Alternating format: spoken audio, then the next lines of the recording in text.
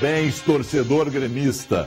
A América é preta, azul e branca, é tricolor. A vitória de ontem foi uma grande vitória sobre um grande time argentino, porque afinal de contas não tem essa de ser o melhor time de bairro do mundo. Foi o time que se colocou à frente do Grêmio e o Grêmio não tomou conhecimento do Lanús em plena La Fortaleza.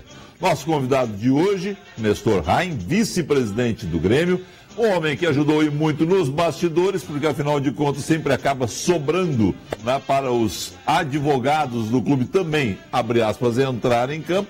Vai contar algumas histórias dos bastidores desta conquista tricolor e também falar a respeito de outros assuntos. E claro, ao longo desta edição do 21 e 30, aquelas imagens, né, que já estão pelo WhatsApp, que estão pela internet, a boa brincadeira, a brincadeira salutar feita pelos gremistas em cima dos colorados, porque afinal de contas é da rivalidade que a gente vive no Rio Grande do Sul. O 21 e 30 está no ar, fique com a gente.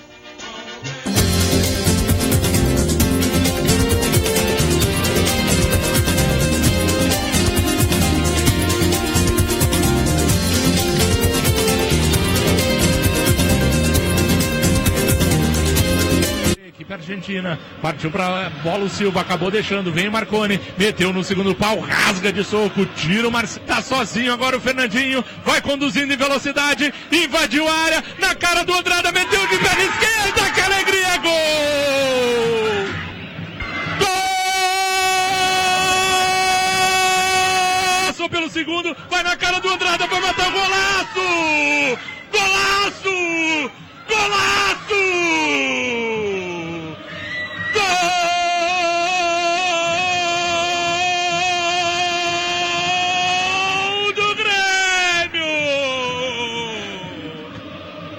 E ele veio vestido a caráter, né? Nestor Rain. Com licença, tá? Padrinho, prazer estar aqui. Parabéns pela conquista pelo Tri da América. Não, afiliado querido, os telespectadores, né? Obviamente é uma grande emoção para mim, gremista, estar aqui numa ocasião de uma conquista tão importante, que são coisas que ocorrem episodicamente na vida dos nossos clubes, né? Não é sempre que o clube ganha uma Libertadores. É difícil que a conjunção, que a confluência de tudo o que ocorre fora de campo e dentro de campo se possa chegar a esta final, porque vão ficando pelo caminho grandes clubes, se enfrenta clubes de menor porte, se enfrenta outros de alguma dificuldade, e tocou o Grêmio fazer essa final com o Lanús, com um Grêmio completamente diferente do Grêmio das outras conquistas. O Grêmio se notabilizou, se caracterizou por um clube diferente do ponto de vista de que o Grêmio não é um clube faltoso, não é um clube, nem digo violento, é um clube que procura jogar futebol. Dentro dessa proposta, e só analisando esses últimos jogos, né, até porque nós perdemos jogadores importantes no meio da competição, vendemos jogadores importantes, outros jogadores se lesionaram, então o Grêmio passou por uma série de mudanças, mas sempre tentando jogar futebol. E isso levou um Grêmio um pouco diferente. E hoje, alguém disse com muita propriedade, né, o gremista ontem não desabafou contra o Lanús, o adversário. O gremista curtiu realmente uma proposta de jogar futebol. Então isso foi muito legal. O Grêmio jogou muito bem. E fez um primeiro tempo, em meu juízo, de todos que eu vi, um primeiro tempo irrepreensível, um primeiro tempo taticamente bem postado e jogadores muito empenhados. Sim. Eu gostei muito do primeiro tempo do Grêmio. Depois houve uma queda, mas o Grêmio se portou bem. O primeiro tempo do Grêmio de ontem é um primeiro tempo perfeito de uma equipe de futebol. Ele é perfeito. Ele é perfeito. Todo mundo quer que seu time jogue os dois tempos daquela forma. Claro. Tá? Mas é perfeito. Marcação, a hora de fazer a pressão, fez a pressão, a hora que deu uma soltadinha, mas já pronto para o bote. O caso do erro do jogador do Lanús no meio do campo, o Fernandinho não toma conhecimento, ele está preparado para aquilo. Sim. E sai e dá um chute certeiro. Né? O Luan fez uma partida ontem ligado na tomada no 220. Exatamente. Né? O Arthur é um craque de bola, o Arthur é um jogador que a gente vai dar muita alegria para a seleção brasileira, com certeza, porque é fenômeno, é outro nível. O Grêmio jogou muita bola ontem, meu. Mas quando a gente, para falar, o teu programa é mais intimista, assim, né? Quando a gente falar para o Estado, ontem duas coisas permearam um pouco a ida ao estádio, assim, né? Primeiro que havia toda uma partida pregressa do Grêmio aqui, que não foi uma boa partida, e que nos deixou um pouco preocupados no primeiro tempo. O Lanús jogou muito bem aqui. A expectativa é que lá eles fizessem lá aqui em Porto Alegre, o primeiro tempo do Lanús foi para o que o Lanús se propunha, um primeiro tempo adequado aos fins aquele primeiro tempo do Lanús aqui é o primeiro tempo do Grêmio lá, só que o Grêmio, como tem mais qualidade... Queria ganhar, e o Lanús queria manter pelo menos um empate fora de casa, né? Então, mas permeou uma outra coisa quando a gente chega no estádio. Eu lembrei que era a data da Chapecoense, né? Porque ali na Chapecoense tinham pessoas muito conhecidas nossas, do Grêmio Internacional, o Mário Sérgio, por exemplo, o Caio Júnior, o Bitequinho, que jogou lá conosco, então... O Foman, né? O Foman, amicíssimo do Ramiro, que foi muito abalado. Nós até devo dizer que naquele ano nós perdemos um pouco do embalo. Nós tivemos uma primeira vitória contra o Atlético, muito boa fora de casa, 3-1, nós estávamos muito empolgados, e o Grêmio teve que se remobilizar porque calou fundo. Calou em nós, acho que calou também no Internacional, e todo mundo. Deu uma esculhambou o ambiente, para a gente usar uma expressão bem popular. A Chapecoense é aquele time simpático a todo mundo. Claro, não, e com jogadores presentes nas vidas dos nossos clubes. Nós vivemos com essas pessoas. Então a gente vê como o futebol, né? Há um ano de uma coisa tão trágica, está acontecendo uma data tão importante para o Grêmio. E permeado que na Argentina tem aquele desaparecimento daqueles 44 marinheiros do submarino, né? Então, vive-se ainda o drama de cadáveres insepultos, que a família não sabe, por mais que se saiba que não há esperança. Então, esses pensamentos começam a te permear. Mais que esse jogo foi cercado, porque em Porto Alegre nós tivemos dois problemas graves de arbitragem. O mais grave nem foi um pênalti claro, foi o juiz ter vindo a Porto Alegre para aplicar o terceiro cartão no Kahneman. Da série Bastidores, sim, existiu mesmo aquela conversa? Tu mandou aquele recado para a Conmebol dizendo o seguinte: se fizerem alguma palhaçada no jogo, nós vamos tirar o time de campo. Isso é verdade, isso aí? Foi nesse nível, assim, nós tiramos o time de campo, que é para mostrar, assim, fazer um fiasco mundial, assim, mostrar que estão nos roubando mesmo? Não, o que se viu? Como a gente é muito... quem trabalha assim pro bono para os clubes tem a mesma emoção do torcedor, né? Então tu às vezes fica impregnado de uma coisa que não te ajuda a ver os fatos reais, né? Então eu fiquei preocupado depois que eu vi o lance do Kahneman, que eu vi que todo mundo fazia aquela parte, e o juiz sempre em cima do Kahneman. E no lance do cartão amarelo, que ele fala é o terceiro, o Kahneman não encostou em ninguém. E houve um erro quanto ao fato. Eu fiquei preocupado enquanto não vinha a narrativa do jogo, que não é na forma de súmula, como é o Campeonato Brasileiro, o Campeonato Gaúcho e outros campeonatos, que viesse que ele levou um cartão amarelo, por exemplo, por reclamação. Aí a interpretação do juiz não tem o que fazer. Não, ele alegou que o Kahneman agarrou a imagem desmente. Bom, e aí o Kahneman nos relatou que ele já começou o jogo em cima só do Kahneman e não de outros jogadores que aplicavam a mesma tática. Para lembrar o seguinte, o Kahneman estava com 2 amarelos, o terceiro amarelo tirava ele da decisão. Então eu comecei a ficar preocupado. Depois o presidente Romildo foi à Conmebol e a Conmebol o recebeu muito bem e disse a ele o seguinte, que a Conmebol, o novo presidente começou uma gestão na Conmebol, mas que ele não tinha conseguido mexer com o quadro de arbitragem. Nesse interregno, um juiz argentino vai fazer parte, vai ser o árbitro que fiscaliza todos os outros árbitros. Isso não pode, não teve aqui no Brasil. Além do árbitro que apitou a partida de ontem, que apitou bem, ele é argentino de nascimento e naturalizado paraguaio. Muito bem. A atuação do árbitro ontem é irrepreensível. Claro, então o que nós pensamos?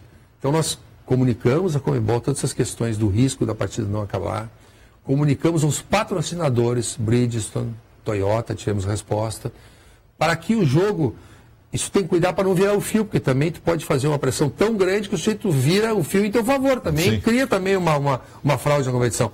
Que houvesse olhos voltados para a correção do espetáculo. Tá. Então, esse foi o nosso Mas esse foi o recado, objetivo. Assim, foi um recado... Foi uma ameaça mesmo. Foi uma ameaça. Uma ameaça, sim. Que a gente não faz por escrito, mas... E aí, quem é que fez a ameaça? Foi tu que chegou lá e disse... soltou a frase? Quem é que solta a frase lá? Para usar a expressão de delegacia, os vários elementos que atuaram, né? A gente desligar, olha, isso aí... vai dar um fiasco, é um monte de gente dentro do estádio, uma pressão no jogo, Então, vamos dizer assim, quando o jogo começou, o árbitro se portou dentro das normas. Então, eu acho que nessas partidas, ou em qualquer objetivo na vida, tem que cercar as variáveis, o que pode acontecer.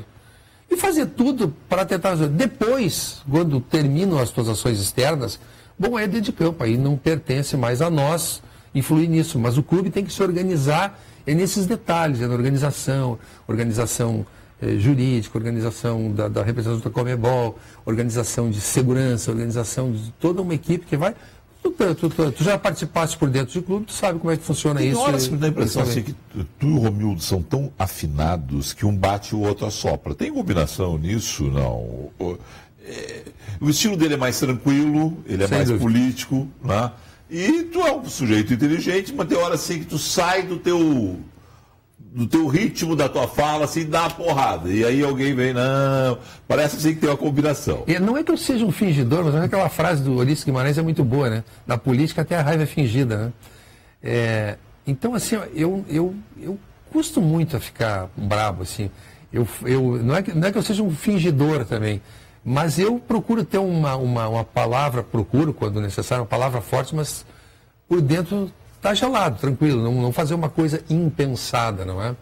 Mas eu realmente tenho uma boa afinidade com o Romildo, porque o Romildo que convive conosco nos bastidores é o mesmo Romildo que convive com vocês na entrevista. O Romildo não é um homem de dois discursos, prepotente na vida privada. O Romildo é aquilo que tu vês entrevistando, é ele na vida privada. Então é muito fácil te acertar com pessoas que te tratam como iguais. Eu teria muita dificuldade de fazer um trabalho para um clube mesmo que eu gosto, se eu tivesse que conviver com um sujeito prepotente ou que não me ouvisse, ou que eu não conviveria com certos presidentes que já passaram pelo Grêmio. Agora, convivi muito bem com o Fábio, que é um homem forte, mas um homem que tem senso de humor. Com ele, na Guaíba. Sim. Um belo papo, uma bela conversa. Né? Sempre uma pessoa que é um gentleman também, né? Não, é um homem extraordinário. O Fábio é culto e ele tem senso de humor.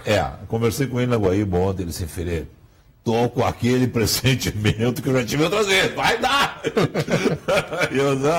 E ele também, o Fábio também é assim, o Fábio é mais ardiloso, assim, ele joga mais com as pessoas, o Romildo é mais, mas o Romildo tem um caráter conciliador, ele não é um homem de vamos dizer assim, de ir aos limites das coisas, de puxar o fio demais.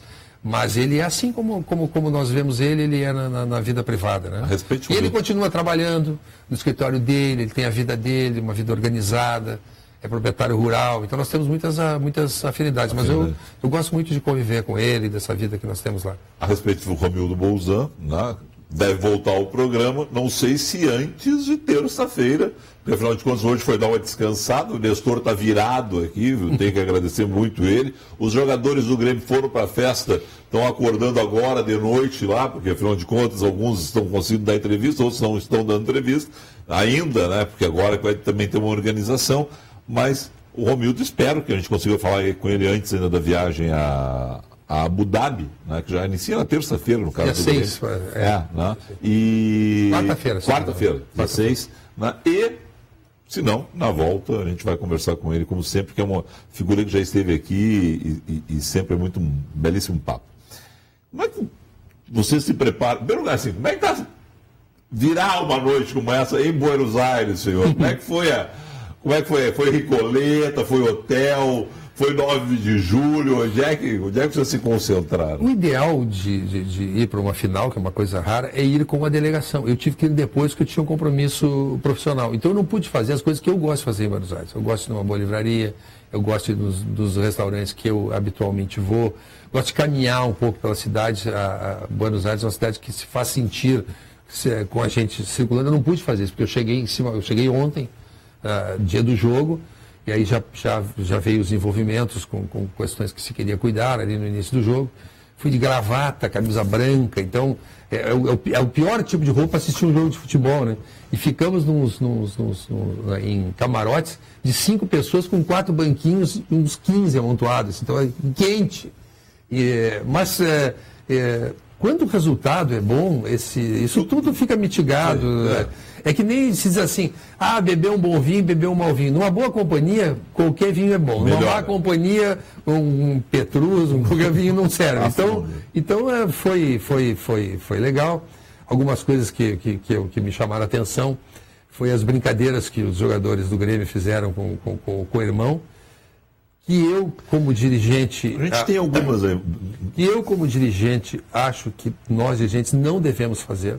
Eu não acho isso para dirigentes razoável, porque acho que hoje nós temos, com essa atual direção internacional, uma relação fraterna, uma relação verdadeira, e nós temos muitos interesses comuns. Dá para dizer até que os dois presidentes são amigos, né? Sim, tem relação.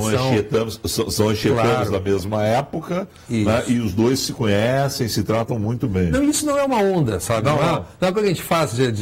Realmente eu não gosto de fazer. Eu, há muitos anos estou no futebol, eu não falo sobre literação, a não ser que eu vá num programa que eu tenho um sujeito colorado meu amigo. Não, mas quando eu não era dirigente, eu falava. Aí era aquele negócio de mesa de bar, era uma bagunça. Mas aí eu acho o seguinte, a gente fala das torcidas organizadas, mas se o dirigente não dá o exemplo, incita, porque isso incomoda muito. O futebol é uma coisa que quando tu está perdendo, incomoda muito. Então não deve partir do dirigente essa brincadeira.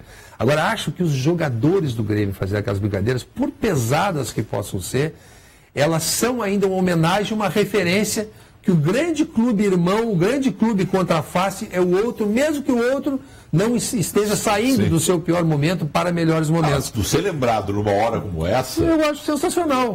Sinceramente, não faço com isso nenhum cinismo.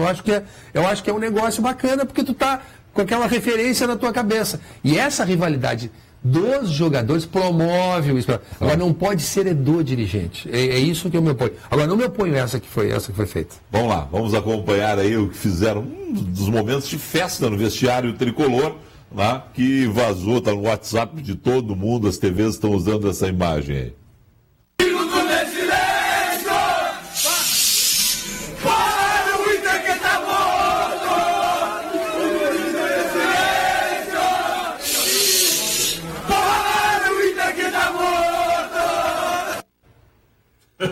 Espetacular. Eu estava no vestiário nessa hora, eu fiquei olhando assim, tipo, o que esses loucos querem, jogar Libertadores. Mas eu compreendo, mas eu receberia como uma. E acho também que a brincadeira é entre. Agora, eu acho que o dirigente não deve fazer. Agora, eu, por exemplo, tinha um programa, nós lembramos agora, o que importa é o Grêmio, era eu, Bernardo Kremer, João de Almeida Neto, Leonardo Lamacchia, que era um programa de brincadeira, mas não era nem conselheiro do Grêmio, era um franco atirador. Então, naquela época cabia, era legal fazer as brincadeiras. Me recordo de uma, nós tomamos 4-2 no Grenal, me lembro, o Tcheco fez um dos gols, depois o Internacional fez 4 gols, o Guinazor jogou no Internacional. Aí chegamos no programa e disse, o que nós vamos dizer hoje? Tomamos 4 no Grenal? 4-2. Aí eu folhei o jornal, Boca e Godoy Cruz. 4 pro Godoy Cruz, 2 pro Boca Juniors. Abriu o programa e disse assim, ontem foi o dia dos gigantes caírem. O que eu ia dizer? Mas era uma brincadeira, era uma coisa bem humorada. Mas teve uma também que vocês fizeram que foi a pior de todos vocês. A do Kremer? Não. A do Kremer também, mas a do... Vocês levaram um banheiro químico pro estúdio, cara. Estimulando até a infração. Não. Mas é a loucura do torcedor. Não, mas a do Kremer foi pior. Qual era a do Kremer? O Kremer, que para mim está se desenhando aí um grande treinador, porque os treinadores aparecem quando eles têm pouca material humano mais escasso, e ele foi muito bem no Brasil de Pelotas, além de ser pessoalmente uma pessoa ótima. O Kremer tomou um gol, como todos os goleiros bons tomam num jogo não me lembro se foi em Goiás ou no Atlético Paranaense, num dia de chuva, a bola entrou, mas uma coisa ridícula, como acontece com todos os bons goleiros, não é nada contra o Kremer. E o João de Almeida Neto estava lá e nós compramos um frango pelado, botamos o nome do Inter e do Kremer, e o João cantou frango molhado. Frango molhado, olhar na bola nessa hora. Então o programa era uma loucura, mas era um troço bacana, porque nós tínhamos salvo-conduto para essas bobagens, né? Tínhamos salvo-conduto para essa bobagem. Mas isso é uma coisa de reciclar o próximo programa para te assumir como dirigente, fez uma reciclagem. Não, eu tive que me reciclar. Mas eu não sou um flauteador que eu era, porque eu já passei por algumas dores no futebol e as pessoas ficam te cozinhando, né? Aí quando agora chega a tua vez, tu diz, cara, tu passa a ser uma referência desagradável na conversa. Tu tem um amigo que vai dizer, eu nem vou lá, o cara vai me encher o saco o tempo, então nós vamos jantar, o cara vai ficar me incomodando, me enchendo. Então, mesmo na vida privada, eu dei uma marcha ré, porque a gente aprende tardiamente, a gente sabe, mas não assimila, né?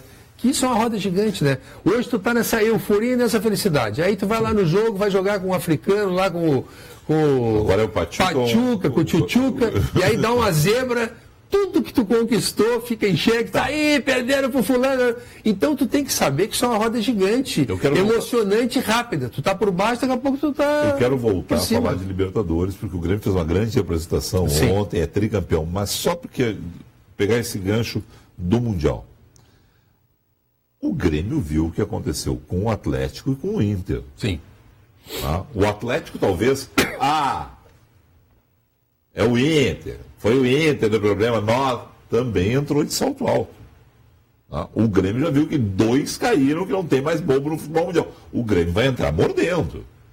Não tem, sinceramente, eu não vejo como o Grêmio perdeu o jogo. Claro, futebol é futebol, ponto. Sim, eu te entendo. Eu entendo o teu ponto, eu estou entendendo. Mas não é o fato do que aconteceu com o Inter, que já chegou lá pensando na Inter de Milão, o que aconteceu com o Atlético, chegou lá pensando já na final também. O Grêmio não, o Grêmio vai chegar pensando no adversário primeiro, para depois pensar no Real Madrid.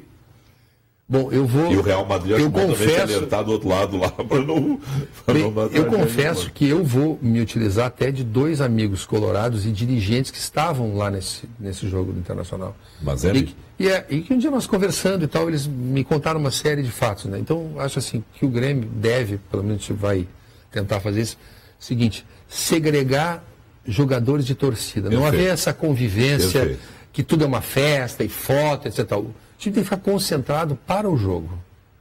Nisso, é muito bom o que aconteceu com o Grêmio em termos de calendário. O Grêmio não vai ter tempo de curtir o tricampeonato, o time não vai ter tempo de ficar, tricampeão, porque já embarca quarta-feira, semana que vem, claro. Tem que estar focado. É o último fim de semana deles com as famílias, tá? Eles já estão focados no Mundial. Eles vão chegar lá com sangue no olho. Então eu acho que primeiro é ter esse, tu disseste bem, foco, concentração. Essa é a palavra. Então, vamos dizer assim, tem que estar concentrado. Esses times que chegam lá, por mais que tu faça, cochilou o cara. Veja só, o Mazembe eliminou o Internacional. Mas o Internacional também teve o seu dia de eliminar um clube que potencialmente, não é que o Internacional seja grande, guardar as proporções, mas um clube que tem um salário, que tem uma folha salarial, tinha na época 10 vezes maior que o Nacional. Só foi lá, eliminou o Barcelona. Sim. Depois o Mazembe. Se tu não botar as barbas de molho, vendo essas coisas que acontecem no futebol, e acontecem, tu já está no caminho para te dar muito mal, para te socorrerem coisas. Agora, tem que estar preparado para esses jogos. Friamente, a leitura que eu não sei fazer hoje é a leitura do Real Madrid. Por quê? O Real Madrid hoje está 5, 6 pontos atrás do Barcelona no Campeonato Espanhol e está no recesso da Champions. Já classificado, está no recesso da Champions. Né? Então eu não sei se eles vão chegar lá mordendo para ganhar o campeonato e dizer assim, bom, a gente pode perder o Espanhol ali na frente, mas nós somos campeões do mundo, vamos atrás da Champions do ano que vem de novo, aquela coisa toda. Ou eles chegam a dizer assim, bom, vamos nos poupar que tem chance no Espanhol ainda. Entendeu? Eu não sei qual é a visão deles, espanhóis, a respeito disso. Eu acho que eles vão, claro, para ganhar, já que estão indo lá. Eu acho que esses times grandes, todos eles jogam para ganhar. Agora, eu acho que fica claro para nós, sul-americanos, o seguinte, os europeus não dão a esse campeonato mundial o peso que nós damos. É verdade. Isso me parece claro ao longo do tempo. Eu acho até que melhorou um pouco nos últimos anos, mas não é o mesmo peso que para nós é uma epopeia, é um negócio assim até porque fantástico. A gente vai enfrentar times de 200 milhões de dólares de orçamento. Não, e a gente faz um negócio que nós não temos uma Copa badalada como eles têm nas a Champions e Copa da UEFA, etc. e tal. Então, eles não vêm, talvez, com esse mesmo ardor nosso, mas eles vêm para ganhar, porque nenhum time desse se movimenta ou sai de casa para dizer, eu vou lá para brincar. Não, eles vêm para ganhar.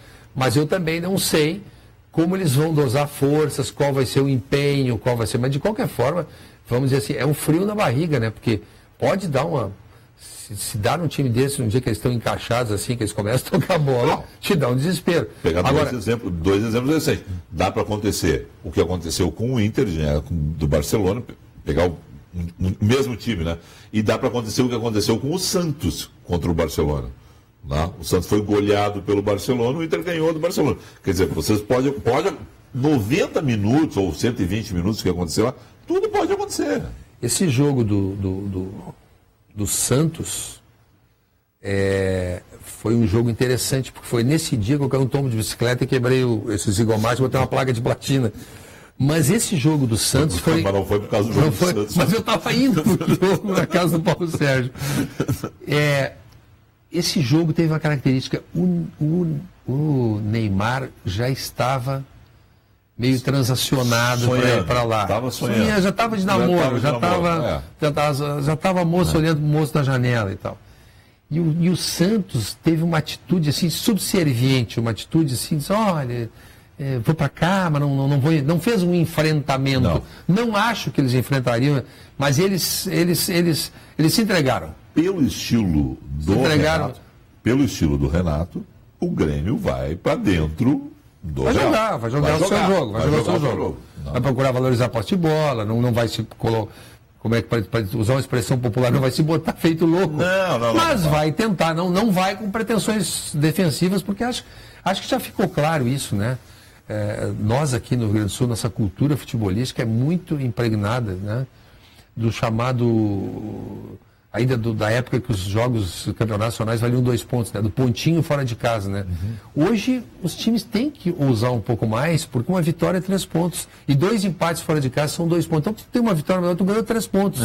E também eu acho que nós estamos abandonando um pouco a figura do centroavante, que é uma coisa muito recorrente no nosso torcedor. Estou falando nossos torcedores dupla Grenal. Eu voltava, mas o Grêmio precisa ter um centroavante ainda mais forte para... Eu digo, nós ganhamos o último Campeonato Brasileiro sem centroavante, com o Paulo Nunes e com o Zé Alcino, se não me engano. Aí depois o Tite ganhou uma Copa do Brasil com o Marcelinho Paraíba. Aí nós ganhamos uma Copa do Brasil com gols do Pedro Rocha, do Everton, e agora ganhamos um campeonato novamente e com gols e com a figura do atacante, mas não é um centroavante de referência, claro. Nós também estamos abandonando. Eu acho isso bom para o futebol. E acho boa essa ideia de procurar ganhar os jogos. Óbvio que eu não estou dizendo que com isso deve desguarnecer, te jogar nessa expressão que o Abel não faz, mas ele... No imaginário, eu vou para dentro dele. Não, vou atacar muito. A frase é muito... É que vou para dentro deles é muito bom. Assim, eu largo tudo e vou com o goleiro O Abel, no caso, tinha o pavor que eu tenho, que é o seguinte, tinha hora que ele botava 4 atacantes, 5 atacantes. A bola tem que chegar. Claro. O sujeito tem que flutuar ali. E por que eu acho que o Grêmio não vai mudar o jeito dele de jogar? Quando o Grêmio mudou o jeito dele de jogar, no Mineirão, por exemplo, não foi o melhor jogo do Grêmio. Exatamente. E vê que o Renato manteve uma lógica. Ontem, por exemplo, se falava, tem que jogar com o Everton, não pode botar o Bressan, tem que colocar ali improvisado o Michel, etc. Não, ele procura colocar os jogadores da posição. Abrindo o capítulo Renato, esse ídolo tricolor, vai ganhar estátua, vai ganhar. O Nando Gross hoje brincando. Senti que vai ganhar estátua. O Nando Gross hoje brincando, botar a arena, Renato Portaluppi. Uma coisa assim. Chegou num outro patamar. Sem dúvida. Como é que é a figura agora? O que se faz com um ídolo desse tamanho? Primeiro sujeito na América que ganha dentro de campo, fora de campo como técnico, no mesmo clube, que também é algo raro, né? Muitos técnicos da Champions têm, mas acho que poucos são pelo mesmo clube, até técnico e jogador. No caso do Renato, a estrela dele com o Grêmio é algo que reluz alto. E aí? O Renato agora ganhou um status que a gente fala no direito do inimputável. Entendeu? Agora, o que o Renato poderá fazer do ponto de vista de atos praticados por ele que o torcedor do Grêmio esqueça? Ele não tem. Agora acabou, mesmo que ele vá mal lá em Abu Dhabi ou coisa por exemplo, o torcedor não vai esquecer que o sujeito veio para o Grêmio depois de um jejum enorme, ganhou a Copa do Brasil, ganhou um tri da Libertadores, e aquele negócio, tinha aquela gozação internacional com o Mazembe, mas só perde quem está lá, né? Mas o título de bi que tu ganhou antes está de pé. Claro. Então, quer dizer, pode não ser bom, mas tu teve por que chegar lá. Então, acho que o Renato já está num ponto, do ponto de vista da relação dele com o Grêmio, que ele é um sujeito praticamente acima do bem e do mal. Mas isso coincide com o momento de quem acompanhou o Renato pela primeira vez, nas primeiras passagens, um Renato mais reflexivo, mais, vamos dizer assim, a vida vai experimentando o sujeito, né? Então, o Renato assumiu assim no Grêmio uma atitude muito forte em vários pontos da administração do futebol, né? Sem minimizar os diretores que estão lá, o Saúl, o Romão, o próprio Romildo, mas ele absorve muito bem, faz muito bem, ele facilita a posição do dirigente, porque há treinadores que precisam de dirigentes sempre presentes, o Renato dispensa isso, o dirigente tem que ter um papel importante de apoio, mas não precisa ser aquele sujeito que apoia a personalidade do treinador, a personalidade do treinador você basta. Ele é um bom gestor de grupo. Então o Renato agora vai dizer qual é o desafio para ele. Ele vai ir lá, faça uma boa figura, ganhe ou não ganhe, ou perca por um detalhe e tal. Eu acho que o Renato vai se perguntar assim, aqui no Grêmio, onde eu estive, moro num hotel, eu adoro o Rio de Janeiro, adoro o Rua Prudente de Moraes, onde tem o apartamento dele, pertinho do mar, onde ele toma chopp com os amigos dele, fica ali. Ele vai levar em consideração, acho também, um estilo de vida que ele quer, né? De aliar futebol ao estilo de vida. Pode não renovar o Renato? Eu acho que o Renato pode não renovar.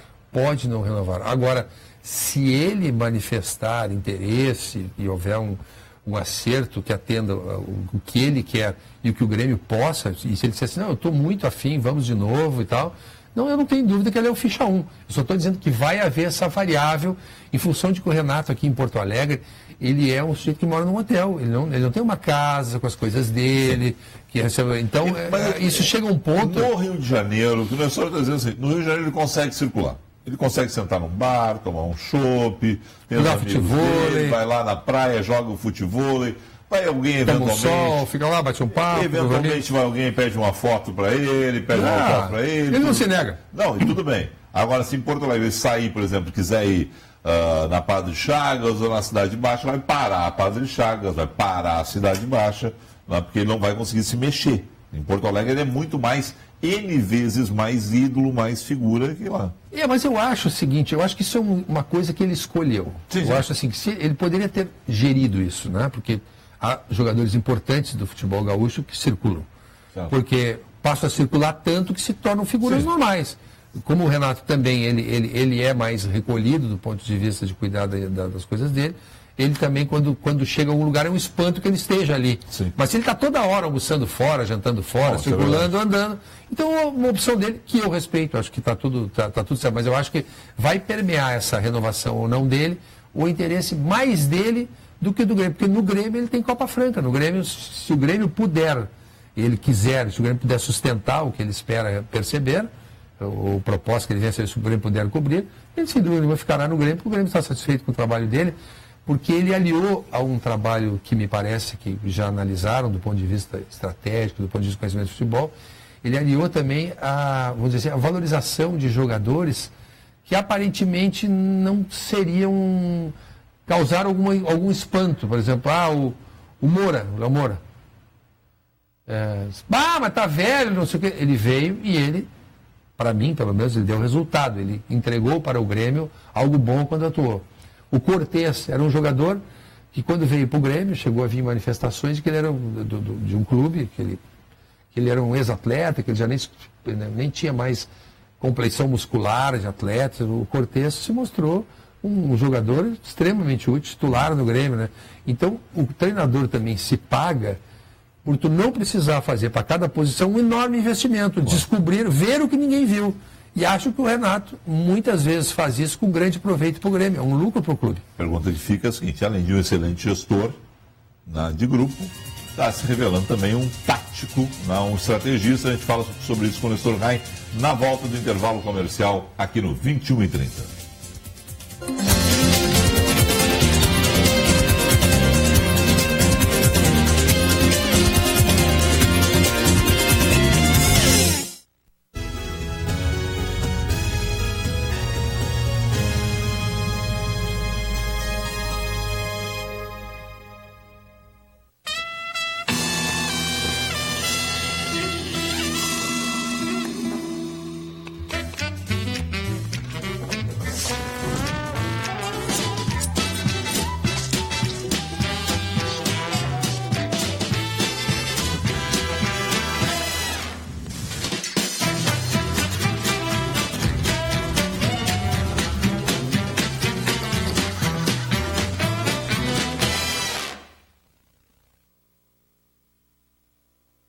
móveis da Toque Glass. Móveis para alta decoração com ampla linha de mesas de jantar, aparadores, mesas de centro, bufês e outros, revestidos em espelho ou cristais coloridos. Venha conferir nossos preços especiais direto de fábrica. Toque Glass. Qualidade, design e sofisticação em móveis para seus ambientes. Acesse nosso site toqueglass.com.br.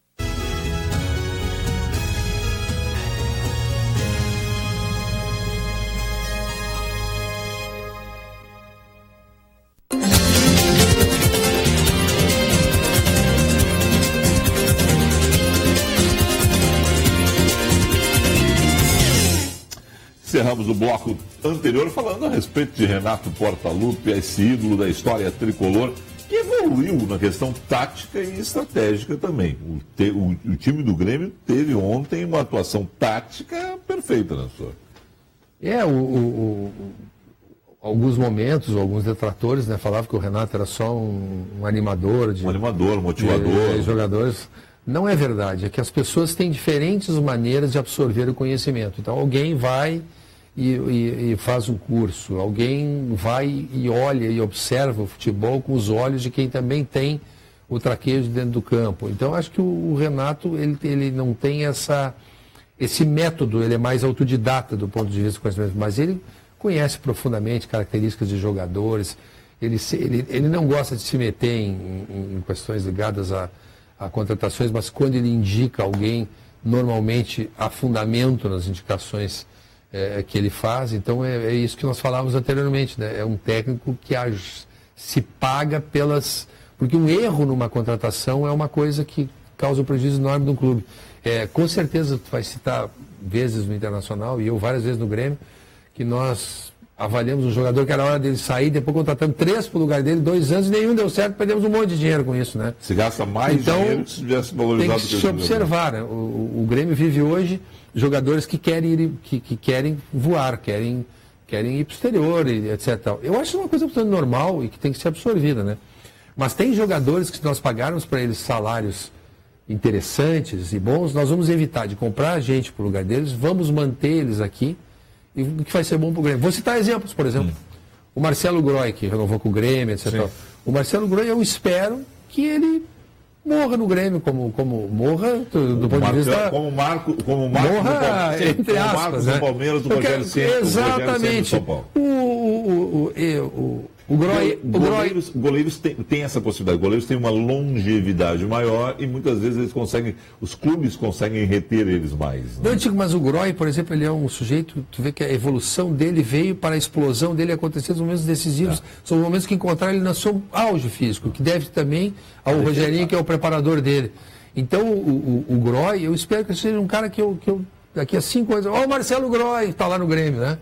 Um outro jogador, assim, que eu cito, mas não estou citando o Groy em detrimento dos outros. Eu estou dizendo que há jogadores que legitimamente esperam contratos muito grandes no exterior, uma coisa absolutamente normal. E não é que os outros também não possam sonhar que o Marcelo Groy não possa ir para um time europeu. Claro. É que o Marcelo Groy pode ter um salário aqui tão interessante para ele que não seja negócio para ele ir para o exterior. Um outro jogador que eu quero que o Grêmio faça muita força para manter o Kahneman. O Kahneman tem um espírito, uma forma de ser no dia a dia, que seria daqueles jogadores que tu pode fazer um contrato por 5 anos que será negócio, porque ele é engajado.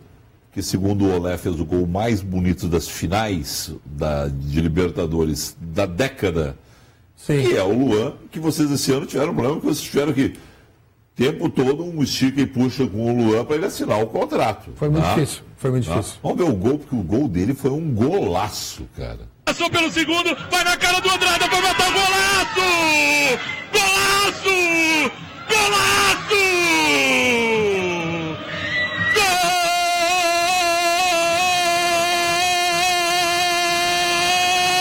Gol do Grêmio! Espetacular esse gol dele. Espetacular. Não, boa. O Luan, nós temos uma dificuldade muito grande que eu não gostaria de referir, porque vai... Sim. Mas, vamos dizer assim, revelou-se sábio acertar. Claro. Ponto. Não. E Pensa, quanto vale um... Valorizou ainda mais. Né? Agora tem o gênio dentro do campo. O Luan é craque, o Luan é diferenciado.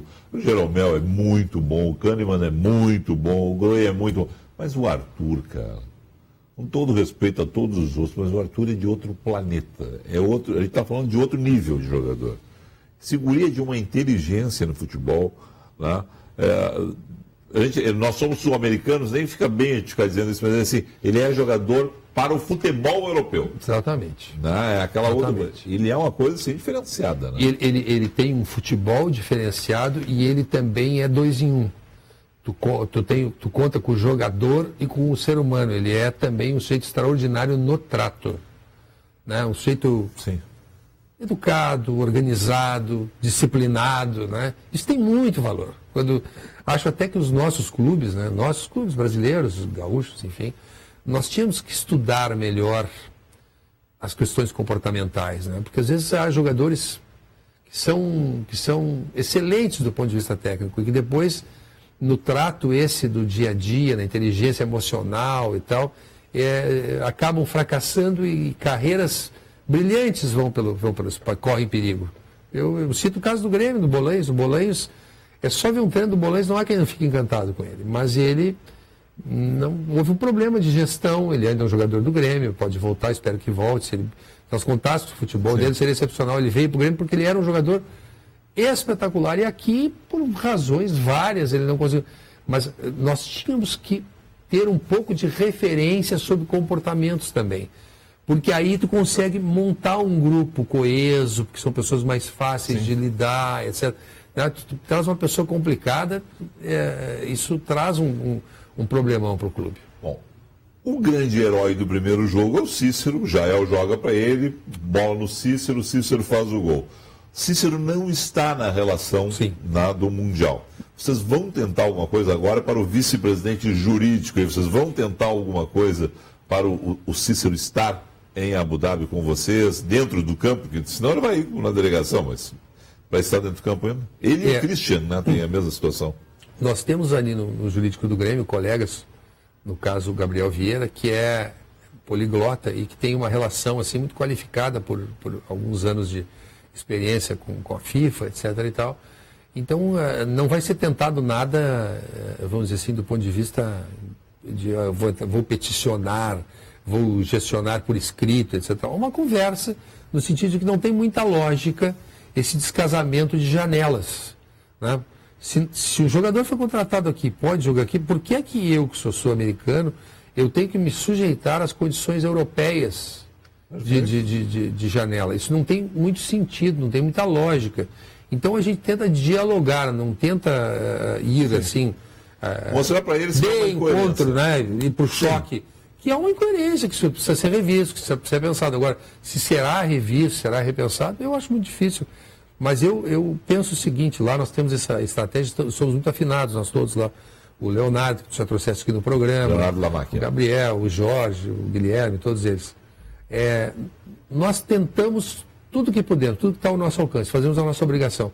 Bom, se não dá, aí como a caneta não é nossa também, não é? Mas para quem não entendeu e não está habituado, é o seguinte, tanto o Christian quanto o Cícero, claro que o Cícero é mais herói em função do gol, né? Mas foram contratados pelo Grêmio quando a FIFA já considera fora do período, né, de contratações para o Mundial. Só que tem um negócio que é ridículo. O Grêmio... Imagina o seguinte, se o Cícero ontem tivesse entrado, feito 3 gols ontem. Sim. Né? Ele era o herói do Grêmio. Isso. Na finalíssima. O teu exemplo é perfeito. Ele não poderia passar. Ele é o herói. O que a FIFA quer? A FIFA quer, na Copa do Mundo, o Messi, o Cristiano Ronaldo, não vai ter os italianos, quer craque. O que é bom para o Mundial Interclubes de Abu Dhabi? Craques. O cara que chega lá vai olhar assim, pô, esse cara era o cara que fez 3 gols. E esse cara pode, nas competições futuras, se a FIFA não corrigir isso, nessa já está acontecendo e não corrigir para o futuro, o grande craque da final Sul-Americana não está no Mundial. Eu penso que esse embate entre os clubes sul-americanos e europeus, que antes ficavam restritos a 2 clubes, e agora abriu-se um pouco em função dessa universalização do futebol, ela quer colocar em confronto os melhores daquela competição lá sul-americana, no nosso caso Libertadores, no caso deles a competição europeia, nos outros casos as competições da África, as competições da CONCACAF, não é? É CONCACAF. A CONCACAF. América Central. Bem, como é possível? E tu pegaste, teu exemplo, foi muito feliz, quer dizer, aí o sujeito jogou lá, foi campeão, teve papel destacado, agora lá não pode jogar. Não. Mas é um negócio que não Assim, tem cabimento. Porque não é o que acontecia até o passado recente, que era a Libertadores terminava no meio do ano, e aí os clubes diziam assim, não, vou contratar para o Mundial. Bom, tu não está nem contratando só o que eu também achava de válido, mas você não está contratando, o Grêmio não está contratando o cara de quarta para terça que vem embarcar e encorpar mais o grupo do Grêmio. Não, o cara já está aqui. E jogando. Jogando no gol, campeonato. E fazendo gol. E jogando no campeonato que credencia o time a estar lá. Não, é incoerente. Então, mas isso tem muitas incoerências. Nós falando de Libertadores, na própria Conmebol, por exemplo, ela julga os casos submetidos a ela e não fundamenta as razões pelas quais decidiu. Não diz assim, eu estou decidindo assim porque entendo que isso não aconteceu. Não. Simplesmente diz assim, está negado e acabou, e tchau, até logo. Absurdo. Então, é difícil. É complicadíssimo.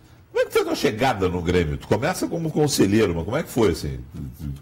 Como dirigente? Eu fui convidado pelo movimento Grêmio Independente por um amigo, o Homero Bellini, que até concorreu depois contra o Romildo, e comecei ali no MGI. Eu estou me lembrando de uma outra história.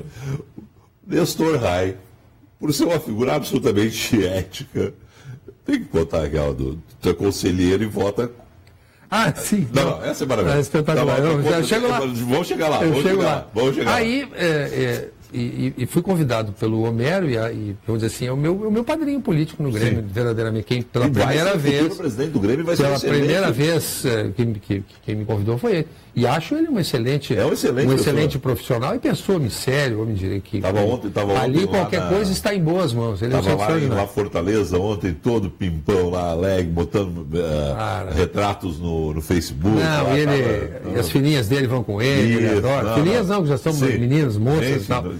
Mas aí o Homero me convidou. E aí ficamos convivendo no MGI e tal. Aí, um dia o presidente Fábio Koff, que eu não conhecia pessoalmente, me convidou para almoçar ali no posto Figueiredo, e disse assim, Nestor, eu estou formando uma chapa aí no Grêmio e tal. Eu digo, olha, Fábio, eu acho estranho, porque eu até andei ele criticando no rádio, dizendo que o senhor está muito ausente do Grêmio e tal, estou estranhando esse convite e tal.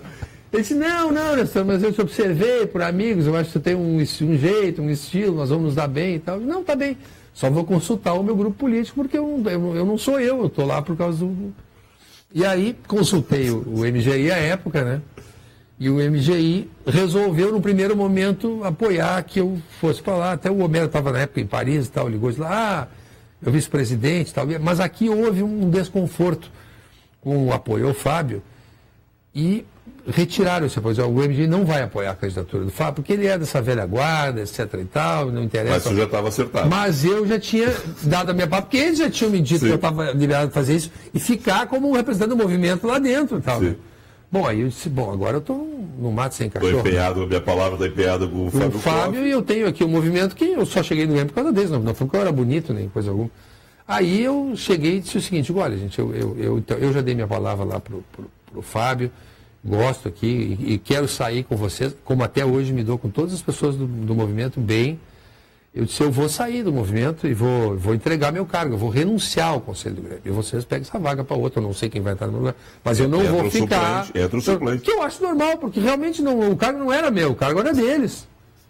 Aí cheguei lá, doutor Fábio, eu renunciei lá, disse, eu... Estou com o senhor, estou firme com o senhor.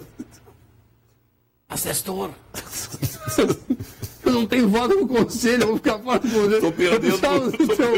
Eu digo, bom, agora é azar, agora ficaremos fora todos, eu vou perder o meu negócio lá. E o senhor vai perder, porque o voto já foi. Não, tu não tem, não tem mais como. E ele foi apertada até a passagem dele pelo... Podia ter faltado o seu voto. Foi apertada a passagem dele pelo conselho e foi muito sufragado pelas urnas. Aí eu fui vice-presidente do Dr. Fábio nesse período. E nós tivemos uma gestão que não foi vitoriosa no futebol, mas ela foi muito importante para o Grêmio no enfrentamento à questão da arena, que acabou depois desenhando a quebra da OS, e esse imbróglio que persiste até hoje, aí, com perspectivas de acerto, mas a velocidade com que O Romildo, quando tem conversado comigo, disse o seguinte: olha, Felipe, até na última vez, ele disse 2018, mas talvez 2019. Ele deixou em aberto isso, assim, ele disse, ó, não é curto prazo. Eu perguntei para ele assim, início de ano, ele disse, não é início. Pois essas coisas que acontecem com o Grêmio, como essa vitória, elas são muito boas porque elas diminuem a pressão. A velocidade com que o torcedor do Grêmio quer ver isso resolvido impulsiona o preço do negócio. Quanto mais o Grêmio estiver tranquilo, sem pressa, melhor as condições com que ele vai fazer essa transição de entregar ali o Olímpico e tal. Agora, esse negócio tem um aspecto muito perverso para nós gremistas e até para a cidade, mas para nós principalmente, né? Que é ver o Olímpico estertorar ali, né? Ver o Olímpico naquela condição, um estádio que foi importante para o futebol, importante para nós gremistas, mas importante para o Estado. Ali se desenvolveram uma batalha. Aquele estádio foi emprestado para o Internacional para jogar. Vocês lá jogaram, tiveram lá também as suas alegrias. Como nós temos no Internacional um patrimônio que é do Rio Grande do Sul, não é só dos colorados. Então ver aquilo se deteriorando é uma dor. Eu já evito de manhã de passar por ali, que eu poderia passar no meu caminho de carro, porque me dói olhar o estádio olímpico. Nós vamos fazer agora em janeiro uma nova faxina, etc. Embora esteja ali tudo limpo, nós temos guardas ali cuidando para que não entrem ali invasores, não se crie um ponto de tráfico, de gente que vai ali para criar uma insegurança para aquele bairro. Mas convenhamos, é um negócio muito incômodo para nós. Mais até do que o negócio em si da arena, é o fato de ver a arena ali naquela condição. Se a arena pudesse, por exemplo, ser vendida, colocar o dinheiro separado para fazer o negócio lá, era o melhor, porque é muito ruim viver e, como gremista, ver a situação. É como se uma casa da tua infância, que tu viveu até a idade adulta, tu vê ela virar uma tapera. É um negócio muito, muito comovente, nos traz muito mal-estar. Não, com certeza. E a gente morava no Menino Deus, os dois. É um caminho tradicional da cidade. É uma tristeza quando a gente vê um templo do futebol daqueles abandonado. Né? Não é uma imagem legal, porque todo mundo tem boas lembranças ali. Óbvio. Então é uma situação... Só para fechar, aí você... Fábio Koff faz a eleição, sucede Fábio Koff o Romildo Bolzan, e aí você permanece na diretoria? Não, aí o Romildo me convidou para vice-presidente. Sim, você era conselho de gestão no COF. Eu era vice-presidente no COF. E aí o Romildo me convidou, sempre foi muito gentil comigo, e eu disse para ele que eu não queria mais. E realmente fiquei fora da chapa e fui para casa. Aí ele me convidou para o jurídico. E eu achei que o jurídico ia ser uma barbadinha. Entendeu? Que ia ser um negócio para cuidar, legal e tal. Porque o Grêmio já teve vice-presidentes jurídicos muito importantes. Todos os clubes tiveram. Hoje, os clubes é mais gerir setores, porque está muito terceirizado o clube. Mas tem muita coisa acontecendo dentro do clube, muitas coisas acontecendo há muito tempo e muitos problemas que precisam ter. No fim, o jurídico se apresentou até demandar mais tempo do que propriamente o vice-presidente de administração, que tem reuniões obrigatórias, mas ali tu ficas num setor específico. Mas eu acho o seguinte, o que a gente faz por gosto não cansa. Eu gosto de estar lá, quero estar lá, estou satisfeito lá, o dia que eu não estiver, eu vou dizer, então eu não faço nada, que eu digo assim, é um sacrifício para mim lá. Não, eu vou porque eu gosto. E agora, quando vem uma conquista assim, tudo está recompensado, tudo, qualquer coisa. Bom, uma das tuas paixões do Grêmio é ver jogos ao lado do teu filho, João Francisco Raia e o Kiko Raia. Como é que foi? O Kiko, claro, se saísse colorado, bom, ia ser um problema, né? Mas como é que foi o teu gremismo? Como é que nasce o teu gremismo? É de família também? É de família. O meu pai não foi sócio do Grêmio, meu pai era um homem simples do interior, um homem de 4º ano primário na época, né? Mas o meu pai era gremista. E eu via aquela gozação, as coisas com o Grêmio. Aí, com 10 anos, eu vim para um internato aqui para o Colégio Champagnat, onde aí sim as discussões do futebol eram fortes. Na época tinha a Folha da Manhã, etc. E eu já vim com aquele gremismo, que não era uma coisa exacerbada. E aqui no colégio nós tínhamos dias de folga, então eu pude assistir jogos no Eucaliptos. Eu assisti aquele Grenal que deu uma briga, tempo do Gainete, que só 2, o Alberto, acho que do Grêmio, e outro não brigaram. Eu assisti a inauguração do Beira-Rio, porque a gente podia sair do colégio e depois voltar à tarde. Então, com 10 anos a gente já estava sozinho aqui em Porto Alegre e nos mexendo aí com colegas mais velhos do colégio que nos levavam. Então. E aí começou essa escalada, né? E o futebol é um vírus, né? Ele começa e depois quando ele toma conta... e aí eu passei, agora para o meu filho eu já passei isso com mais ênfase, né? Eu disse assim, tu queres ter um pai, tu tem que ser gremista, meu filho. Mas eu não precisei fazer tanta força. Eu tenho a perspectiva, minha filha é casada com um colorado, né? E eu quero que eu desejo que se eu tiver um neto ou uma neta, que a minha neta seja colorada. Por quê? Porque os filhos têm que ter o time do pai. Do pai ou da mãe, aquele que frequenta, os que tem a paixão. Claro. Porque imagina que coisa desagradável. Por exemplo, eu ganho uma Libertadores e o meu filho é colorado. Eu chego em casa, cara, vamos sofrer junto e vamos vibrar juntos. E não tem coisa mais bonita, meu filho. Sabe que ontem na rádio eu contei a Meu história... filho terminou o jogo Pai, te amo, estou aqui. Isso aí não tem preço, né? Uma coisa espetacular. E vai acontecer contigo, certamente, porque a vida tem essa riqueza de circula essas felicidades. Eu contei a história, os 16 ou 17 anos do Kiko, 18 anos do Kiko, que tinha o aniversário do Kiko, né? E eu ligo pro Nessor, o Nessor me liga, né? Eu saindo da Bandeirantes, vem aqui em casa comer um churrasco, tem o aniversário do Kiko, mas não comprei nada para ele e tal. Aí o Nestor assim, te vira. Acho que não foi saindo. Eu saía às 7h20, depois de sair. Isso era umas 4 da tarde. Eu disse, não, tem que comprar um presente. O que o Kiko pode querer? Isso é uma camisa do Tavarelli. Mono Tavarelli. Mas eu te disse envergonhado isso. Aí eu ligo Era o motorista de Kombi, o Manos de Manteca. Aí eu ligo pro Praias de Belas Shopping, pra lojinha do Grêmio lá e pergunto. E a moça muito simpática, só na Grêmio Maria. E eu desço da Bandeirantes, entro na entro na Grêmio Mania, põe um boné, boto o casaco aqui. Aí uma camisa. Aqui, baixei a cabeça em uma camisa G do Tavarelli. E o cara me olha e diz assim, seu Felipe, o senhor falou G. E eu assim, como é que sabe que era eu? Essa voz. Até isso. Olha o Nestor Raiva. E sabe que ele ainda tem essa camisa.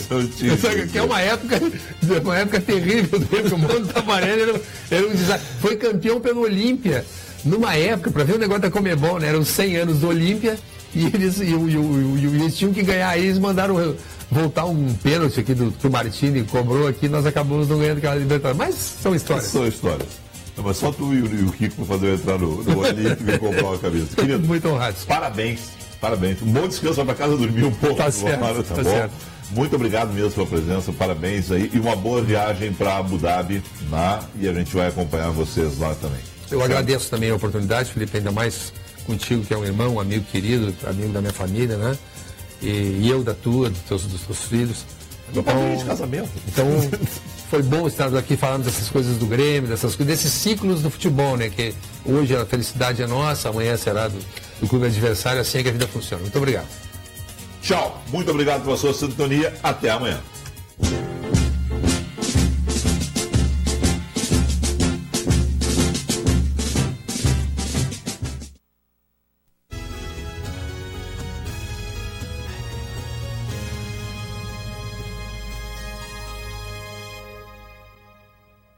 Modernidade requinte.